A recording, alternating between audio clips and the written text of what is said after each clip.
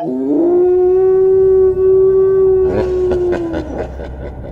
you're planning on getting 3 sheets in the wind this Halloween, treat yourself to the best in booze at Good Spirits. Located at 1202 1st Street, Jessup, Georgia. So remember, Every witch and werewolf, ghoul and goblin, fang or claw, lift your spirits with good spirits. Not responsible for magic potions, creature comforts, or liquid courage.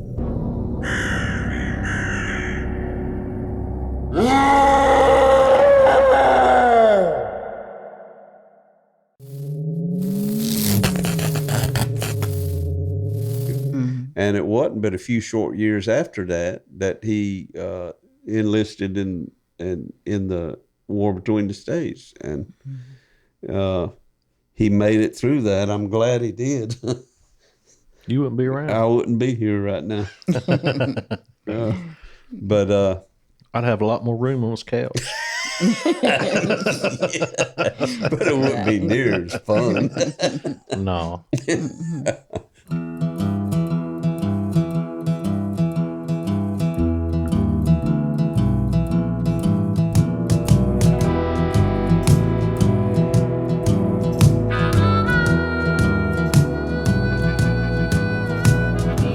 something in the water taught me how to crawl.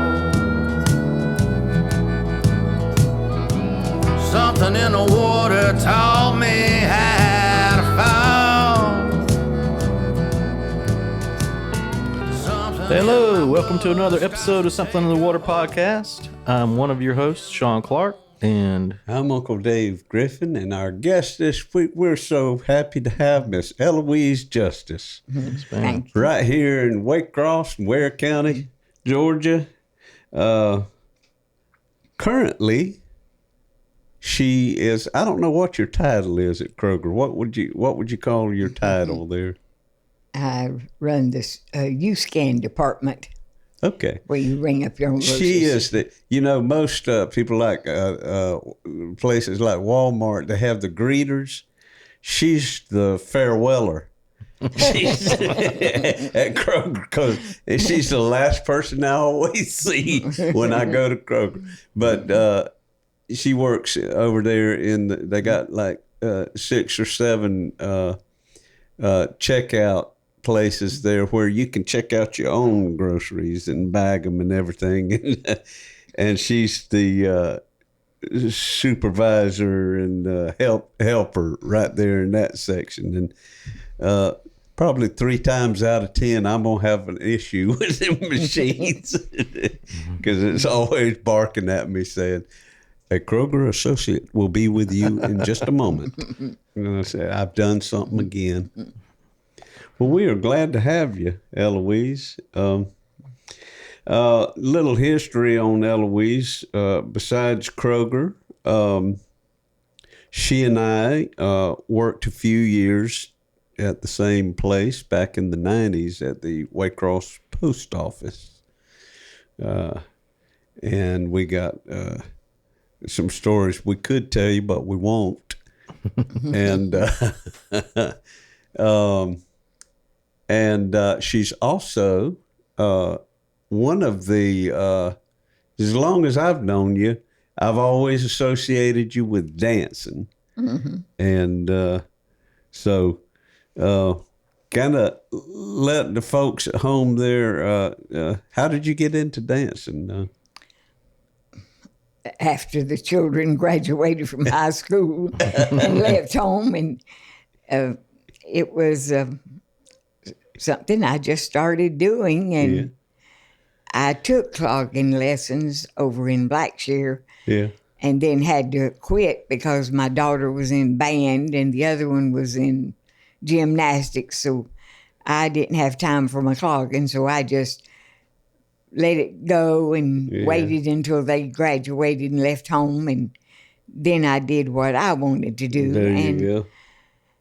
I'd go to the bluegrass festivals, and they used to have a group of cloggers there. Yeah.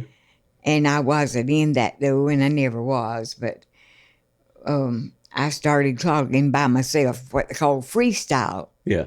I clogged by myself, and I'd created my own steps. Right. Routines. And routine. And from that, I started clogging up on stage at the bluegrass festivals. And then Millwood Drive band, Okay. they started taking me everywhere they played, and I would clog.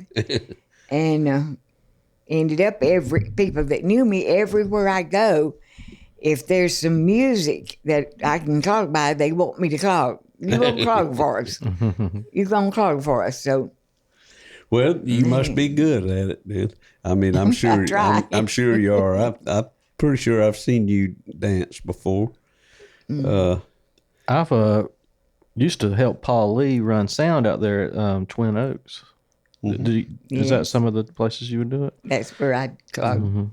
I've probably seen you too. Twin Oaks is a bluegrass park Schlatterville? between Waycross and Hoboken. It's probably about 8 miles from Waycross. Isn't that Schlatterville? Schlatterville is the name of the little community there, but it's High Rock Road. Is that the name of the road? High Rock. And there's a church that sits out High Rock on the right, on the way to Twin Oaks Bluegrass Park. I can't remember the name of the church, but High it's Bluff. High Bluff. That's right. And I should have known that because that's where all my Griffin ancestors are buried. I mean, talking about way back. Yeah. I was out there playing a dedication ceremony for one of the graves, and I got to walking around out there and kept following the headstones, and right way down the hill there underneath a big old tree, there was a Griffin tombstone in 1700s, and I thought, oh my gosh, I couldn't hardly believe 1700s. Yes. Wow. Yeah, I mean, born in the 1700s at least. It's just that grabs you a little bit because growing up, well, especially here in the South, it seems like we pay a lot of attention to the genealogy and stuff. Your folks were from. Were they from the swamp, or Around the swamp. around the swamp? My grandfather used to own a farm. They came across South Carolina, Okay. and some of them had a farm up there in Round Claxton. And my great-grandfather died and was buried up there. Right. And eventually they come out on across to Waycross. And my grandfather had a farm out at Wasboro Oh, okay. long time ago. And then eventually he moved back over here to Waycross. And right behind Woodard Godwin Church Yeah. Chapel is a road called Strickland Road. And about 6 or 7 miles up that road on the right-hand side, there's a little clump of pecan trees. And that was his farm up there. How about that? He owned a farm up there. And You know where Strickland Road is? There. You're hitting some. You're bringing back a lot of memories right there. Woodard Godwin had a church and a school. They did. One of the oldest schools in Ware County is an old wooden schoolhouse that I can always recall when we'd head out towards Hoboken on the Brunswick Highway, heading to Grandma's and Granddaddy's farm, just this side of Hoboken. Would be driving by. All I could look out my window to the right, and all I could see was woods. But Mama'd be saying, "Right there it is." And if you peek through the trees quick enough, you could see a dilapidated structure there. And she'd always tell me, that's Woodard Godwin Elementary School. Right. Oh my gosh, it was like ancient history. to me, but I think my brother, who's 3 years older than me, I think he attended school briefly out there in the 50s. May have been in the 50s, yeah. So your folks from this area now, didn't you say your daddy was a dancer as well? He was one of the best buck dancers. Is that right? That's right. Buck dancing. Sure was. Tell us about buck dancing. Well, that's what the people did on the swamp. Mm-hmm. I do have a video that was made in the swamp park with Purnell Roberts, and it shows the early days of a cabin and this man out there in a pair of overalls buck dancing. That was a big thing. Now, back when my mama was a teenager, she said that if her brother, Uncle Henry, ever went to hooking up the mule and wagon, her and her sisters were thrilled to death because that meant they were going to what they call a frolic. They'd all gather up and dance, and probably like square dance and different stuff. The young people did. And Grandpa and Granny would let them go with their brother, Uncle Henry, because they knew he would take care of his sisters. Mm-hmm. But they went in the mule and wagon, not like we do today. Yeah. Where did buck? Why is it buck? What does buck? It's kind of an action, isn't it? Like you kind of. I don't really know where the name buck came in, but I know it was. It was the sound of the feet. Uh-huh. They tapped out of. And the buck dance, Mm-hmm. you know, I'm thinking of several things. I remember when I was little, I owned a pair of white bucks. Shoes were called white bucks. Uh-huh. But why I don't know if a shoe was called a buck, and that could relate to the dance. But they might have did the dancing in the white buck shoes and therefore got the name buck dancing. And what about buckboard? I remember the term buckboard, like on a wagon. Buckboard, so they might have danced on a board or something. I've heard of that being done. Like Don't they throw like a piece of plywood out and dance on it? And you were saying that there's different styles in different regions too. You talking about? Yes, I know. Up in North Carolina, when they'd have the buck dancing contest, they would put them up on a table so they could hear the beat underneath the table, and that's the way they were judged by the beat coming off of their feet on the table. Wow, that's neat.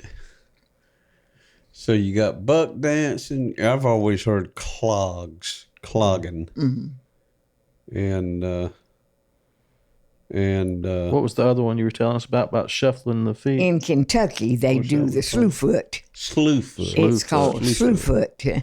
The Kentucky slewfoot. Yep, that's what they call it.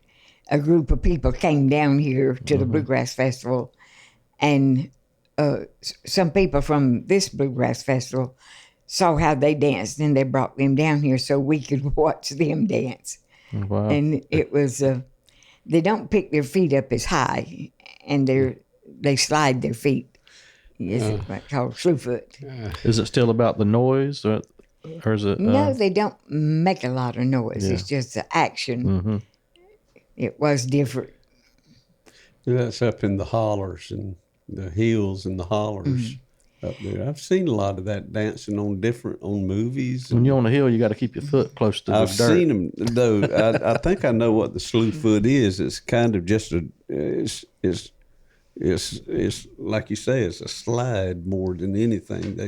They do a lot of. But they're good at it. I mean, who was the Jesco? Where are they from? He's from West Virginia. West Virginia. His daddy was famous. The Whites. Jesco White. He's kind of a train wreck, but his daddy was on the Grand Ole Opry, I believe.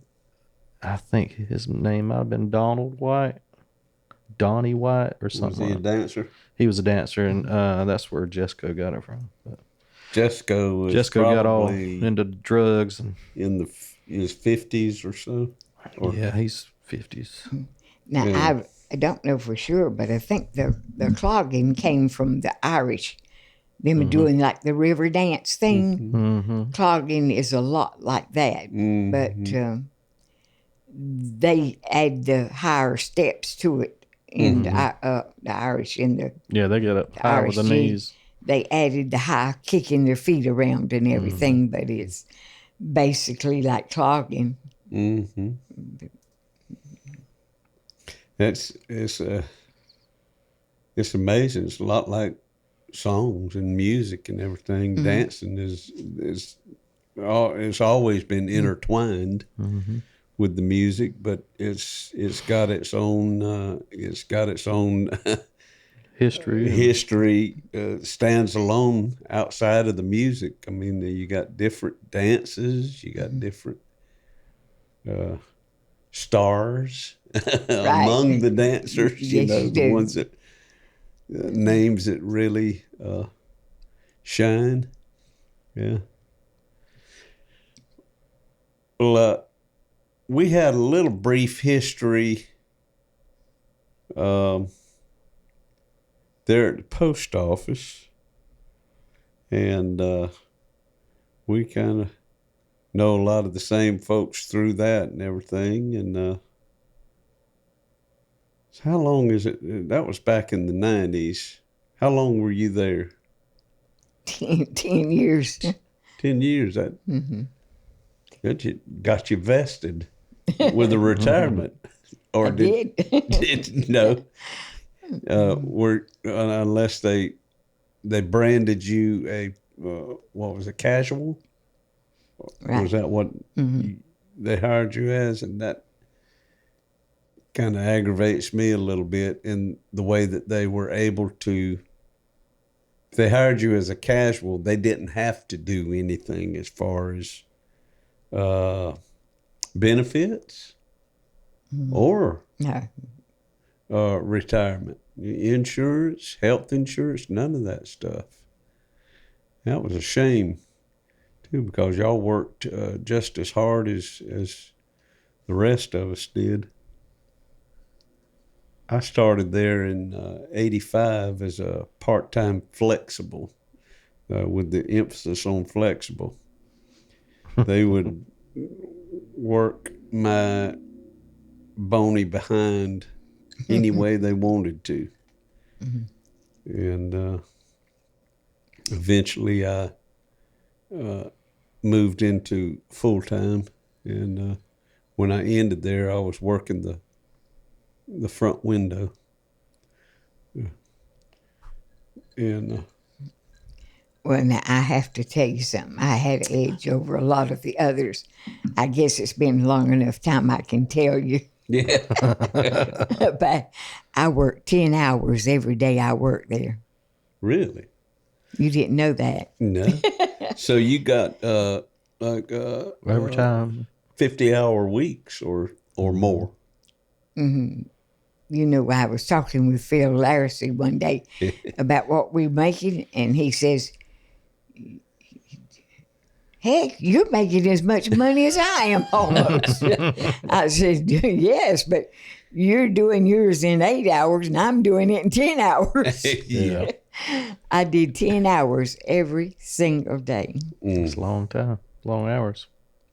but I made good money. You know, I made more money that way. That's right.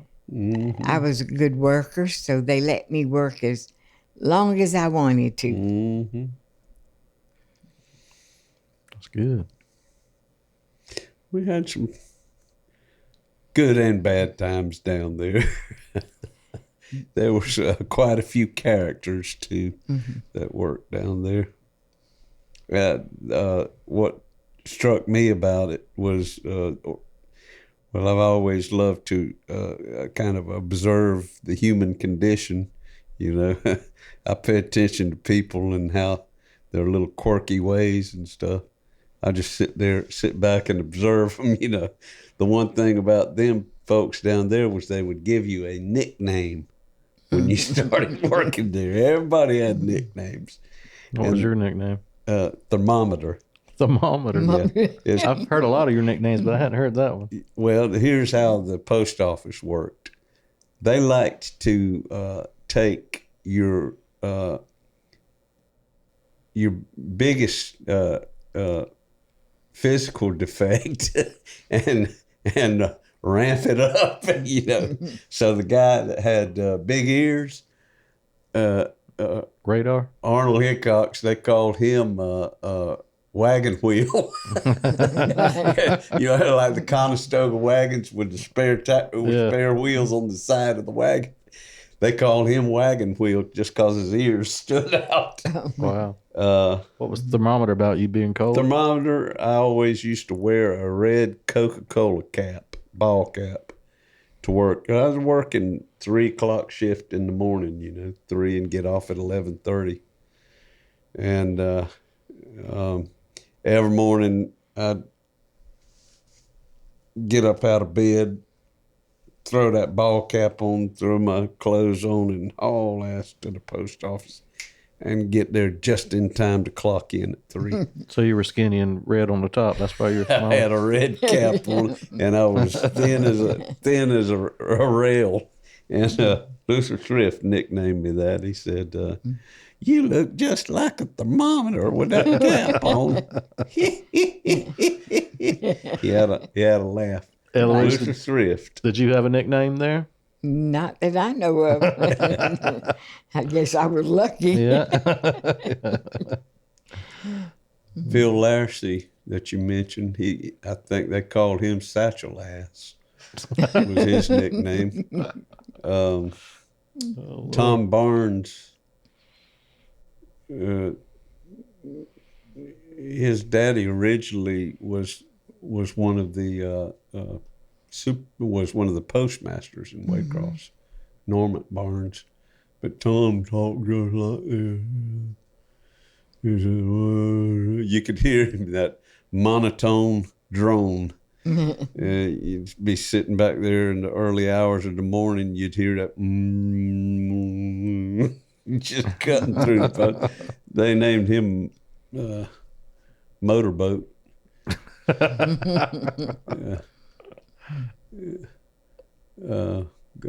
Rooster was a nickname for Jerry Johnson. Oh, yeah. Remember, he had had red hair, Yep. what was left of it, and he did the comb over. You know, he'd grow it long on one side and he'd comb it over. So a rooster has a comb, you know. Yeah. And had a bunch of times there. Did y'all work together? Yeah, we You did and Eloise? briefly. I mean, I was up front starting in '93, and you, if you started in '92 or '93, we most definitely worked in the back, because I did work. That was where I worked, was as a clerk in the back, throwing off them. I worked in them newspapers many a night, and I recall you there. The biggest test that I ever had at the post office was Wayne came over there to me one day, and you know where they kept the classified mail behind that in that cage, locked the doors all the time. Came over there to me one day, and he said, "Come with me," and he took me over there to where the classified mail unlocked the door, and told me, said, "I want you to go in there and clean that room. It needed cleaning. Hadn't been cleaned in a long time." And I said, "Oh, sure, you know." I thought it was just like any other job. So I went in there and took my cleaning stuff and my rags and everything, and I went to cleaning. And I stayed in there till I'd wiped every shelf and everything clean. And finally I looked around and I said, well, I guess I've got it. So I hollered and told him, all right, Wayne, I'm ready. So he locked you in there. I thought he'd come and unlock the door, and I thought he'd let me out. He come in there and pulled out a pair of white gloves. Oh, no. Pulled out a pair of white gloves and went to putting them on his hands. And I thought, oh, Lord, I'll have a heart attack. He was fixing to give me the white glove test. And I didn't know that's what he was going to do. Yeah. So you can imagine how nervous I got. He put them gloves on and he went to going around that room, rubbing them shelves and then looking at that glove. And he got through. There weren't a speck on them gloves. He said, you passed. I took a good deep breath. I passed. I cleaned the room.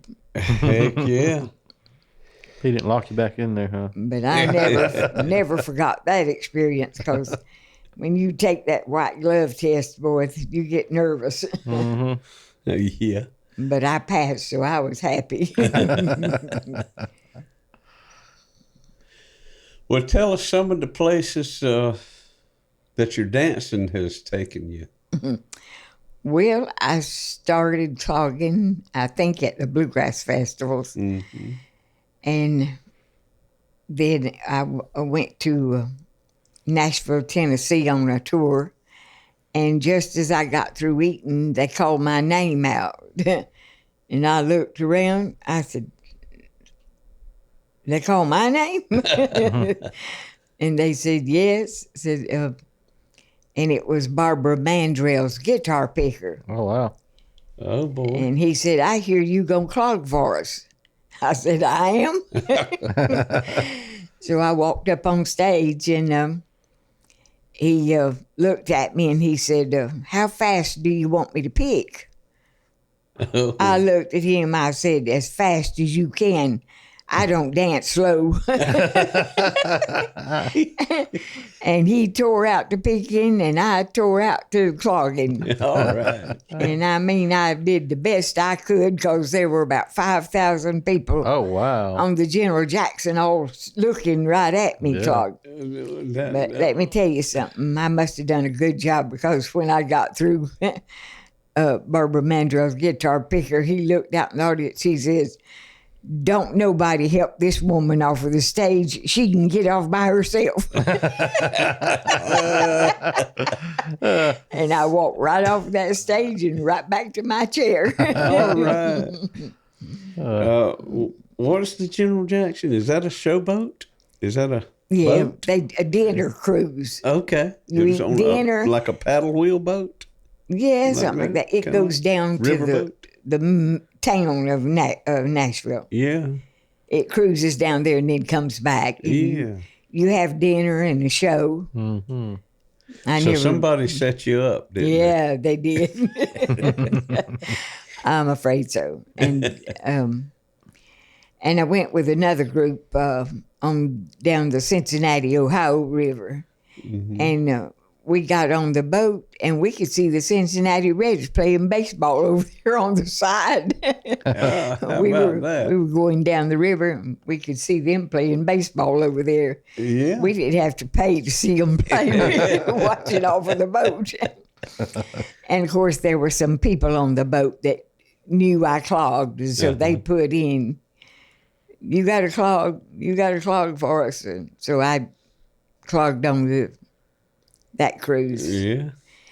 And of course I went to Myrtle Beach and I've clogged there. And everywhere I go, if there's somebody there that knows I can clog, naturally they want me to clog. Well, let me ask you this. Now, you can clog, but and in Myrtle Beach, you call it the shag, beach music dancing. Mm-hmm. Can you, your love of dancing, can you just jump over into any kind of dance pretty much? Yes, I can. And just, you're that adept and at it that you can do that. Right. Well, we're gonna take a short break, and when we come back, we want to, if you will. He gonna put me to the test. Yeah. You will. We'd like to. We'd like the white glove for test. you to. This is called the something in the water white glove dancing test. And if you will, we'd I'm sure folks at home would love to see it too. Great. All right. All right. Well, we'll be right back, folks. Something in my brain won't let me stray. Something in my veins gonna find its way. Something in the water taught me how to pray.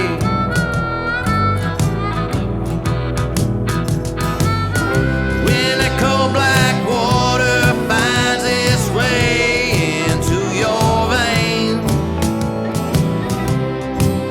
you'll never be the same. Well, everybody, hey, we're back. Something in the Water podcast with our guest Eloise Justice, and we're fixing to get down. Now, I'm going to tell you something. Eloise is anyhow.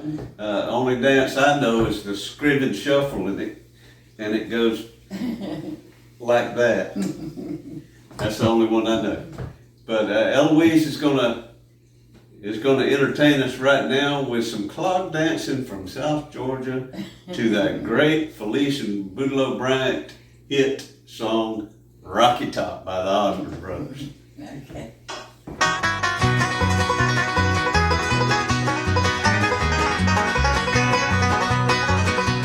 Wish that I was on old Rocky Top down in the Tennessee hills. Ain't no smoggy smoke on Rocky Top, ain't no telephone bill. Once I had a girl on Rocky Top, half man, the other half cat. Wild as a mink, but sweet as soda pop, I still dream about that. Rocky Top, you'll always be home sweet home to me. Good old Rocky Top, Rocky Top, Tennessee. Rocky Top, Tennessee. Once two strangers climbed old Rocky Top, looking for a moonshine still. Strangers ain't come down from Rocky Top, reckon they never will. Corn won't grow at all on Rocky Top, dirt's too rocky by far. That's why all the folks on Rocky Top get their corn from a jar. Rocky Top, you'll always be home sweet home to me. Good old Rocky Top, Rocky Top, Tennessee. Rocky Top, Tennessee.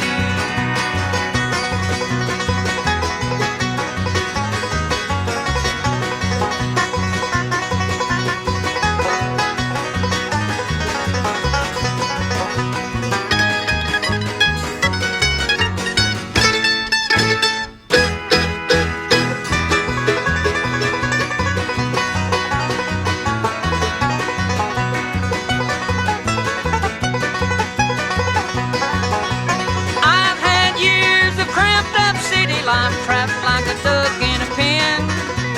All I know is it's a pity life can't be simple again. Rocky Top, you'll always be home sweet home to me. Good old Rocky Top, Rocky Top, Tennessee. Rocky Top, Tennessee.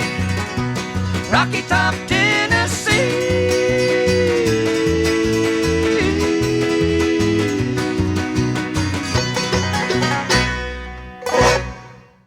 And that was with rubber sole shoes, folks. I do better with the leather. The Beatles album. Are we rolling?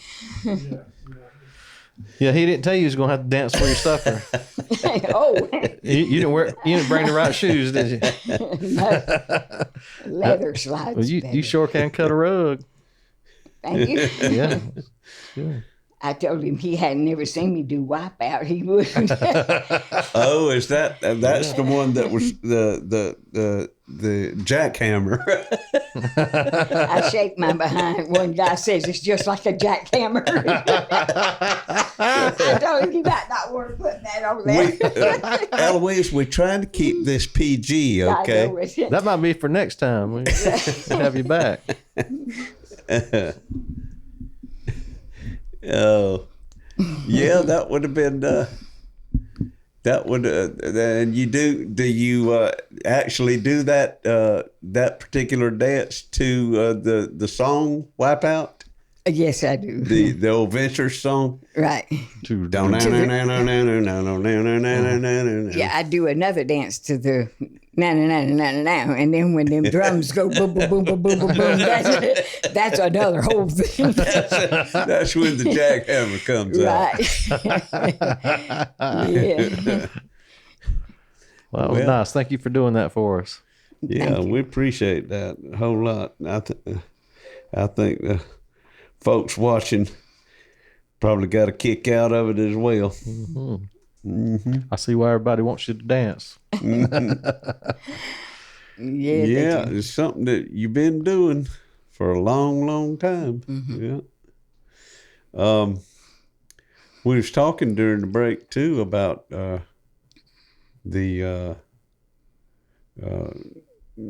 our shared genealogy and stuff.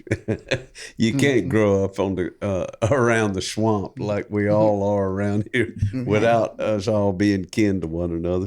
I don't see how in the world that's possible, because you trace it back far enough, you're gonna find out that we're all kin. But You kin to Adam? I was kin to Eve. you were a Strickland. Strickland. Growing up, and my mother's mother was a Strickland from Brantley County. And my mom was a Strickland. And your mama was a Strickland. Now, Justin, his family is from Manor, and that's the western edge of the swamp.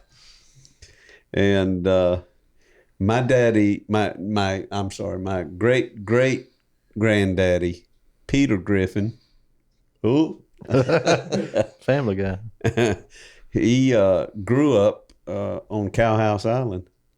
I think he moved from, may have been the Carolinas. Or They came down the coast and came across South Carolina.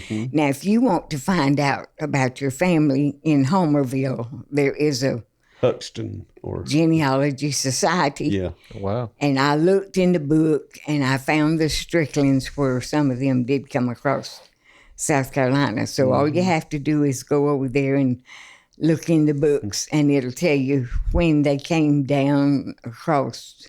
They cut across and came through Claxton that way. Oh, wow.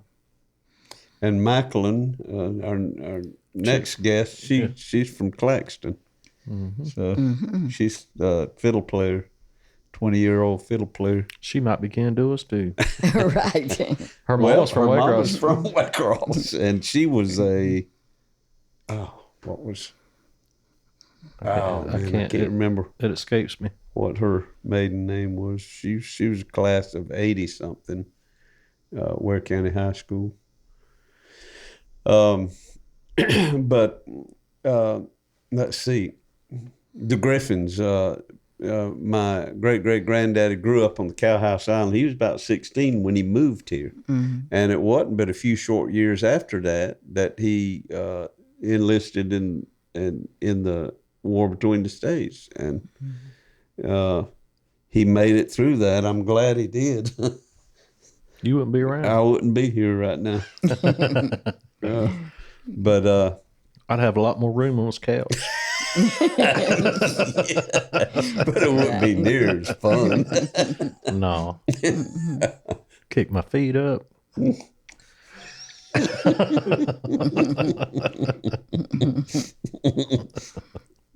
Oh, there'd be somebody else sitting right here, I'm sure. Yeah. But he married, after he got back from the war, he married Margaret Thrift, another swamp girl, Right. who was related to our good buddy Luther Thrift, who works out at the swamp, or used to work out at the Okefenokee Swamp Park. Luther also worked with us at the post office, Yes, and he could keep us awake on those late nights, early mornings on that graveyard shift that would work, because he was a chatty individual, and he knew his stuff too. He told me, he said, I told him, I said, I was born at Fort Mudge. And he said, across the railroad track. I said, yes. He said, you're a true swamper. Just because I was born across the railroad tracks on the other side. That made me a true swamper. Yeah, across the tracks. That's the right. swamp. The south of the tracks. Yeah. Buddy, Right. that is the swamp. The Okefenokee Swamp is huge now. Yeah. I mean, we've just got Just at the top of it. we're at the top northern edge of it in Waycross. If you go west, Manor, Homerville, all of that, you're skirting the northwest edge of it, and then you take a left on 441. And is that right? Is that right? Highway 441 goes to Fargo, or is it 41? Yeah, 441. 441. You take a left in Homerville, and you're headed south on 441 towards Fargo and all. You're running down the west side of the swamp, Billy's Island and all that. Stephen C. Foster State Park. And Billy's Island's out that way. I thought it was Fargo. out. Yeah. I thought it was more like south of here. Now, I wanted to tell him, my mother's people were from around Argyle and Manor, and they were Kites and Beverly's. So if you know any Kites and Beverly's in Manor and Homerville, they're probably my relatives too. You know any? I know of, there's a Kite Road. I'm sure that's of the same lineage. How you spell that? Kight, that little cemetery in Manor. Right. It's Kite Cemetery. My mama's twin brother is buried there, and some of her brothers. They have a little private cemetery, and it's called the Kite Cemetery. And it's on Kite Road. Okay. Yeah, and if you head east from Waycross, or actually southeast, you're traveling down US 1 towards Jacksonville. And before you leave the state of Georgia, you hit a town called Folkestone. And that's about 35 miles from Waycross. And you're skirting the top edge of the swamp in an easterly direction there. And that's where Fort Mudge falls, right before you get to Folkestone, where you were born. Fort Mudge is just a little community there. It's a big old swamp, though, folks, and there's been many movies and many songs written about it. And there's been people that actually got lost in it and never came back out. And That happens even today. I've always heard stories of airplane pilots making the mistake of flying over at night, this vast expanse of water out there. And on a clear night, the stars above you are reflected in the water below so crystal clear that a pilot will get himself confused and think he's flying upside down. I've heard of that happening too. I don't know if that's I don't know how real that is, but Sounds like an episode of The Twilight Zone. I've seen enough. I have seen enough to know. Oh, Bear Grylls, the survival guy. Expert. They took him out in Okefenokee, and that was one of the few places where he was like, "Come and get me! I can't do it." Oh, you can't do anything. The reason it wasn't the gators, the snakes, none of that. It was he covered himself with mud for the mosquitoes, and he said nothing will stop these mosquitoes from biting me. I've got to get out of here. He called in the reinforcements to come get him. Yeah, that, and if you're in the middle of it, you can't even stand up. I mean, it's all just kind of shaky ground, you know. You'd be Exactly. Trembling earth. You'd be Trembling lost. earth. You'd be lost for sure. Standing on shaky ground. That's an old song too. Now, I've heard the story that's why we don't have no hurricanes that ever came in here over the swamp, was because of the vapor from the swamp vegetation, that there's a vapor that hovers over the swamp. And when the storms come in, they don't come through that vapor. They go around it every time. I flat out believe that. I've Because had you've that never, same ever heard thought, of one coming. you know? Is it the I don't know what they call it. I always thought it was the depression. There's some or something to do with the water. Or but in the And bottom the- of the water And the vegetation vegetation together. down there, and then it's rotting and it's on top of itself, and then it causes all this gas and stuff. Right. the moss. Peat moss. Peat Peat moss, that's moss. what I was It going just keeps on decaying. Yeah. That's what the floating islands are made out of. It's hundreds of years of moss falling down and decaying and stacking up on itself in the water. It actually and building. It actually burps, you know, from under the water. It Right. burps and goes up to the top, and over time that moss turns into, it just gets bigger and bigger, and then it becomes dirt and then land, and then you got a little floating island. And Yeah, it gets so deep. It's condensed so thick. It gets so thick that it supports vegetation. Trees will grow on them islands. Yes. And you know, the Indians had a word for it. Trembling earth. Okefenokee. Okefenokee. Okefenokee. And, They're like- which means land of the trembling earth in Seminole. And that there was the history that I've read about it. There was a beautiful race of Seminoles. I guess they were Seminoles or Sun Indian, something about the sun. They were a beautiful race of beautiful women, princesses. That In the swamp? Yeah, in the Okefenokee Swamp. Isn't there like some Indian mounds that are like, they said the skeletons in it are like giants or something? Something in the swamp. I don't know. I got an old book about the Okefenokee, and I swear I there's wouldn't doubt it. I mean, there's some pictures in there. fantastic stories about the swamp. They were like 7 foot, 8 foot skeletons. It might have been the same tribe that I'm talking about.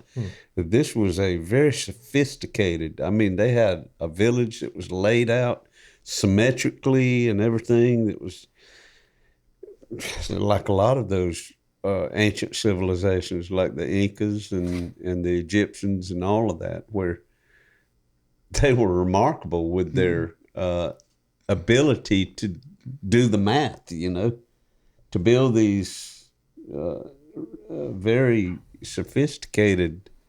Right. But you know, the Wiles family was massacred by Indians, and they just put all the Wiles family in a wagon and buried him out on the swamp road. You can go out there and My grandparents live out that way, and I've always seen that sign. That marker. Yeah. Now, I think the mounds you're talking about, I've heard about some in Folkestone. Maybe Somewhere it was there. around Folkestone that had some mounds. Maybe it was there. I know it was. I think I saw it in a book about the Okefenokee, so there's no telling where it was. But Well, I had a friend that was fishing. She had a little houseboat, and she was on the Satilla River somewhere, and they were fishing, and she happened to look over on the side of the river where the water was lapping up, and the water would hit the side and bounce back. And every time it bounced back, she could see something blue in the mud over there. And she got curious about what it was. And she went over there, and it was an Indian bowl Wow. in perfect condition. Oh, my Didn't have a chip or nothing, and it was embedded in the side of the mud. Wow. And they got that bowl, and she took it to town here and let us see it. Oh, that was the prettiest thing you ever saw in your life. It was blue and white. And the Indians had made it. Yeah. Had the Indian designs on it. Dave and I just went on a little vacation in Toomsboro, Georgia. Mm-hmm. And on the river there was just several small pieces, not full bowls, but just like pottery, just fragments with the little designs on pieces, them. So we got a little handfuls big a piece, Did you see the etchings in there, the I never patterns? found any artifacts like that before. It was pretty cool. Now, there's plenty of arrowheads here. Mm-hmm. Yeah. I knew a man, I can't think of his name right now, Pete something. He used to go out by the railroad tracks and stuff. He has a whole pile of arrowheads that he collected there. And he gave my first cousin, Shirley Carter, some of them. I wish he'd have gave me some, but he didn't. I didn't ask him, he probably would, but he gave her. Mm-hmm. He'd go out arrowhead hunting, and he'd find them. Beautiful arrowheads. I've always wanted to find something like that. My mom talks about, she grew up on Walker Street, and the house was raised up off the dirt, and they would play under there as kids and would find marbles, the little clay marbles and arrowheads and stuff. Wow. Yeah. Yep, we have definitely got a history of genealogy right here in these parts. We're kin to the Coxes as well. That's another very, very swamp family name. In fact, of musicians, and fiddle well, players. that's what we were talking about. How the Cox family seems to be very musical. We need to have Marty on. I can tell you how to tell a Cox. My daddy told us. He said, well, his mother was a Cox. And Dad would say, he'd tell everybody, every Cox, he never ever saw a Cox that couldn't sing, dance, or make music. Yeah. They just have that in their blood, and in any generation it comes out. They're going to sing, dance, or make music. And I tell everybody, all my talent's in my feet. I don't have to. Oh, well, there was a very talented family, still some of them living, but the patriarch of the family was Hubert. Mm-hmm. And he was a local fiddler, had a family band. All of his sons grew up playing in the band, and his wife, I think, played the stand-up bass. Mm-hmm.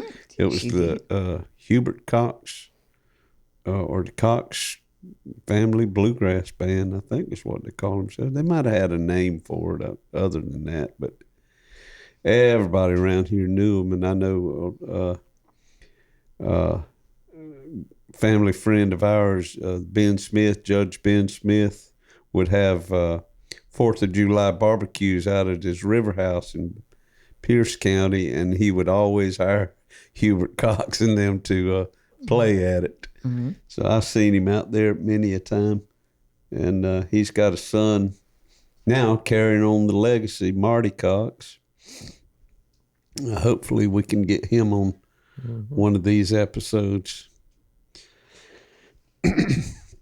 Well, folks, it's time once again for another Tale of the Week from Uncle Dave Griffin. That's me. And this one has no title whatsoever, but I hope you enjoy it. In 1998, I was still employed by the U.S. Post Office. selling stamps to the public. Lawyers, secretaries, accountants, bankers, farmers, blacks, whites, Latinos, food stamp recipients, stamp collectors, housewives, and one of the first cross-dressers in Waycross all loved the fact that they didn't have to lick stamps anymore. My wife Lynn and I didn't go out a whole lot back in those days, but when we did, I never failed to run into a Waycross musician who would always say, "We need to get together and pick sometime." On this particular summer night in '98, the musician who said it was my old buddy Charles McClellan. As we drove home from the bar, I said to Lynn, "You know, musicians always saying that, but nobody ever does anything about it. By God, we're going to do something." So the plans were hatched, the date was picked, and a flyer was handmade. I called the gathering the first annual Griffin guitar pull, making sure I tagged first annual on it, because if we were going to put time and energy into this endeavor, then it would be something we would do again. I borrowed the guitar pull name after reading about the annual Harlan Howard birthday bash and guitar pull held in Nashville, Tennessee, in honor of the Dean of Country Music Songwriters. I had the pleasure of meeting Mr. Harlan Howard earlier in '98 during one of my few trips to Music Row publishing houses with my friends, brothers Bill and John Randall Smith. The Nashville restaurant where we got our morning caffeine buzz had a bar in it. At each bar stool, there was a bronze placard indicating precisely who that stool belonged to. I saw Harlan Howard's name on one and quizzed the bartender, who assured me he comes in here every afternoon. So after Smith, Griffin, and Smith made our rounds to the publishing companies, we returned to the restaurant for nourishment, all but forgetting about the bronze placard that bore Harlan's name. Sure enough, he came sauntering in and sat down on his bar stool just as our food arrived. I pushed my plate back and told John and Bill, "I'll never be able to eat knowing that the man who wrote 'I Fall to Pieces' and 'Heartaches by the Number' is less than 10 feet away from me." So I collected my nerve, walked to the bar, and introduced myself. He was as congenial as a favorite uncle. He offered me the stool next to him and was totally unfazed when I dropped the Nashville handshake on him. That's when a nobody walks up to a somebody and hands them a tape or CD of their original songs. We chatted for 15 minutes. He signed his autograph on a folded lyric sheet I had stuffed inside my pocket and told us to send whatever new songs we came up with directly to his office. Nothing ever came of it, but meeting Harlan Howard is a memory that I'll forever treasure. The first annual Griffin guitar pull was planned for the Saturday following Thanksgiving in 1998. About 20 people showed up, including this guy right here. He was there. He's been at every one of them. All 23 of them. About 20 people showed up with guitars, alcohol, lounge chairs, and potluck dish for supper. We set up a small sound system on the back patio and played music till midnight. It felt good. By 2001, the backyard gathering had taken on a new name, the annual Graham Parsons Guitar Pull, in honor of the man who spent the first 12 years of his life in Waycross, Georgia. Later, as a member of the Byrds and Flying Burrito Brothers, Graham Parsons pioneered a new musical genre by fusing country, R&B, and rock and roll together to form what he called cosmic American soul music. My wife and I were unprepared for what happened that Thanksgiving weekend in 2001 when over 200 folks gathered in our backyard and home. The music played, people sang and danced, and the local police showed up at 2 a.m. to lay it to rest. The next day, we woke to find 8 dirty footprints in our bathroom jacuzzi tub and decided that it was time for a change. So in 2002, with the help of local Graham Parsons historian and songwriter Billy Ray Herron, I booked Walter Egan and the Brooklyn Cowboys with Lana Hines, along with John Cornell, for the first open to the public Graham Parsons guitar pool. It was held once again on the Saturday following Thanksgiving at our local honky-tonk Little Nights.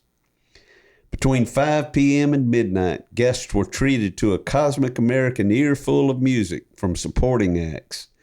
My nephew Graham Griffin, my daughter Megan Griffin Stewart, C.C. Ryder, Luke the Drifter, the Holy Smokes, Brack Haynes, Sean's band Jack Cadillac, Johnny Davis, Greg Hester, and Hickory Wind. The little backyard gathering that began in '98 is now in its 24th year. A full-fledged outdoor music festival offering 3 days of musical entertainment complete with RV and tent camping. Vendors selling everything from food, clothes, and jewelry to art, incense, and wood burnings. And an audience full of love, peace, and reverence. Through the years, fans have come to Graham's hometown guitar pool to hear the music of Marty Stewart, Firefall, the Kentucky Headhunters, Leon Russell, Charlie Louvin, Dr. Ralph Stanley, Jim Lauderdale, Sneaky Pete Kleinow, Bernie Ledden, Ian Dunlop, Kevin Kinney, Randall Bramlett, Tommy Talton, Scott Boyer, Bloodkin, Lana Hines, Jim White, Jesus Starling, Grayson Capps, Jay Farrar, Elizabeth Cook, Rodney Dillard, Levi Lowry, Underhill Rose, and Daniel Romano. Parsons' legendary former road mangler, Phil Kaufman, has been down twice. And Stanley Booth, author of Dance with the Devil, The True Adventures of the Rolling Stones, has made a special appearance. The true essence of the festival, though, lies in the hearts of the supporting artists and musicians who love the music of Graham Parsons. From Canada, New York, California, Tennessee, the Carolinas, Florida, and Georgia, they consider it an honor to play Graham's songs on the stage in his hometown, Waycross, Georgia. Last year, due to the pandemic, we had to cancel our live event. But with the help of Justin Mercer and Caution Light Media, we were able to host a virtual online tribute with 20 artists performing their favorite Graham Parsons and Cosmic American songs. I have one thing. Dave, you've been in the music for many years, entertaining people, promoting the music, and even take time for someone like me that's not a great musician. I just use their great music to do my dance. Yeah. But without that, I couldn't. So on behalf of, I would like to give you this gift. Oh. Well, you know what? I've been sometimes I've been paid at gigs. Sometimes I've made a little bit of money, and sometimes I've made a little bit more. But I ain't never been. Oh, look, I ain't never been paid with a double eagle quarter. Oh, wow.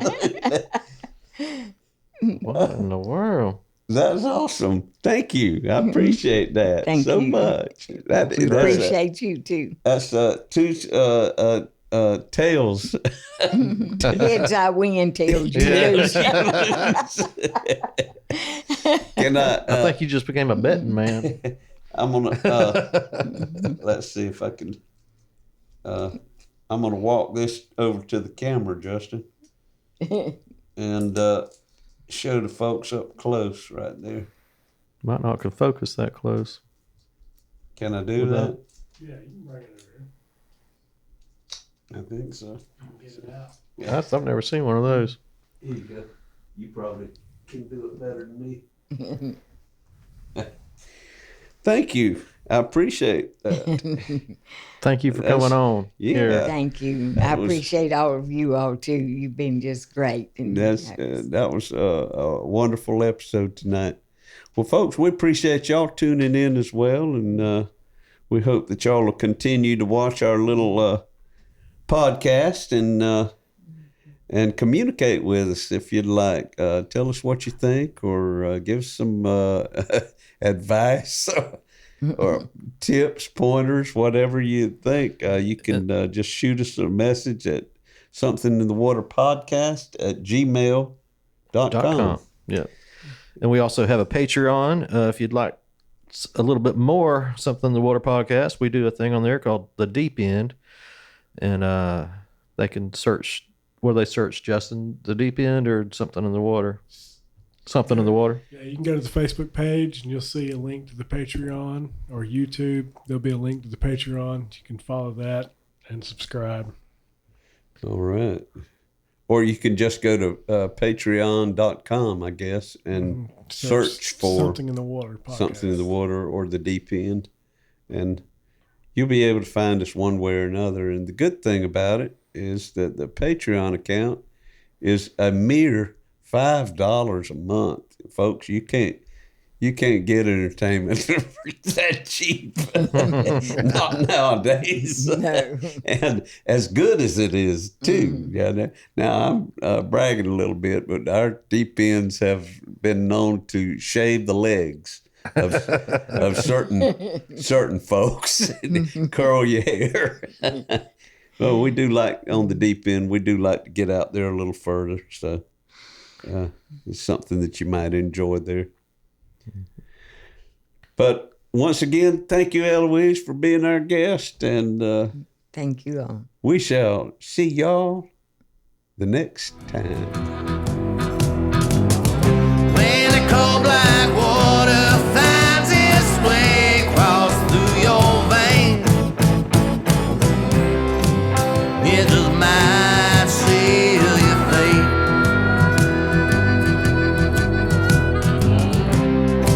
It just might seal your fate.